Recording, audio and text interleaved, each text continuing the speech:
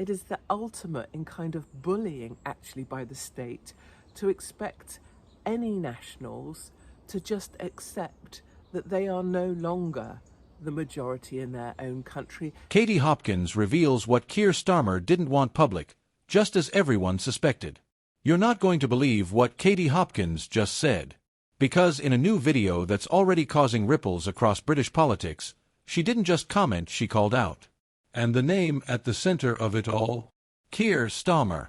That's right, the Labour leader himself, caught in the middle of yet another national conversation about leadership, trust, and the gap between what's said publicly and what's really going on behind closed doors. And this time, Hopkins isn't holding back. It all started when Katie Hopkins, the outspoken commentator known for her unfiltered takes, released a fiery new piece online questioning the direction of Britain's political class, and specifically, what she called the carefully managed image of Keir Starmer. In her words, "The public's not blind. They can see when someone's trying to control the narrative. But the truth has a way of slipping out always." That line hit a nerve. Within hours, clips of her comments were being shared on X, YouTube, and Facebook, generating tens of thousands of reactions. Some were cheering, others were furious. But everyone was talking. So what exactly did she reveal? Hopkins pointed to what she described as the growing frustration among everyday Britons who feel unheard by Labour's leadership. She didn't bring secret documents or hidden leaks, it wasn't that kind of exposé. Instead, it was something more subtle and arguably more powerful. She exposed a perception that polished speeches and political slogans are beginning to sound hollow. That ordinary people, from small business owners to commuters, are feeling more disconnected from Westminster than ever before. It's not about left or right anymore, Hopkins said. It's about the people versus the performance. And that line alone sent social media into overdrive. Here's what makes this moment so striking.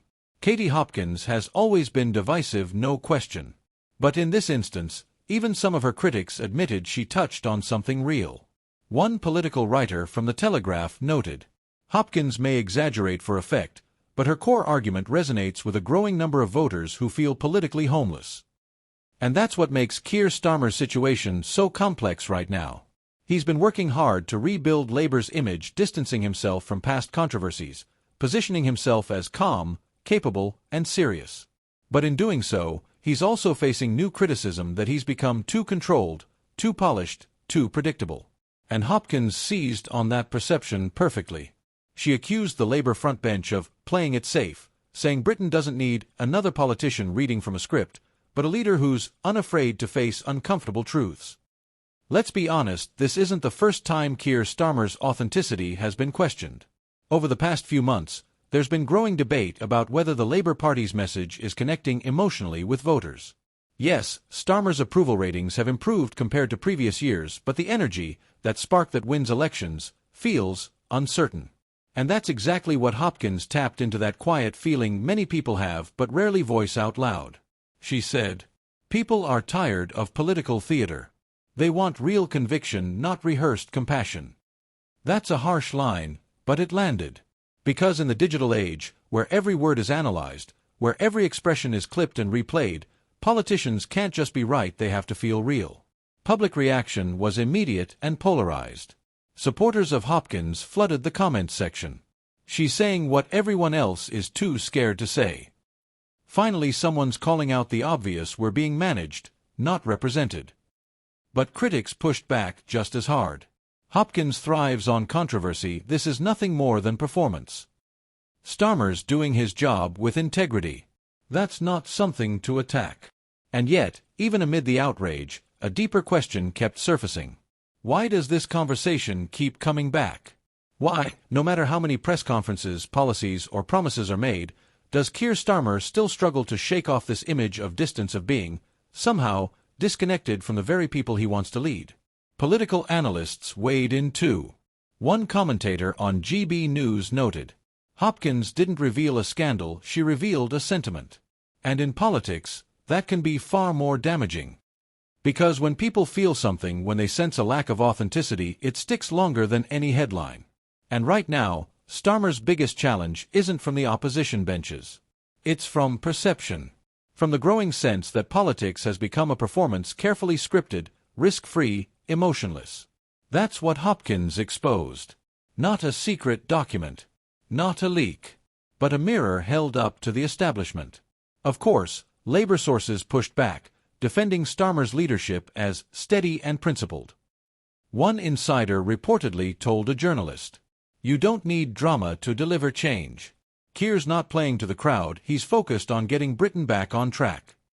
And to be fair, that's true. His leadership style is more methodical than magnetic. But in today's political climate, where emotion drives engagement, and engagement drives votes, that steady approach can sometimes be mistaken for silence. By the end of the week, the debate had moved beyond Hopkins herself. It wasn't about whether she was right or wrong, it was about the question she raised. Do people still believe that politicians are telling them the whole story? Or have we reached a point where transparency is just another PR slogan? Those are uncomfortable questions. But they're the kind that define elections. And for Keir Starmer, who's trying to position himself as the trustworthy alternative to years of chaos, the perception of control of message management could become both his greatest strength and his biggest weakness. So yes, Katie Hopkins sparked another storm. But this one feels different. Because underneath the noise, she's touched on something much bigger, a crisis of faith between the governed and the governing. And maybe, just maybe, that's what she meant all along.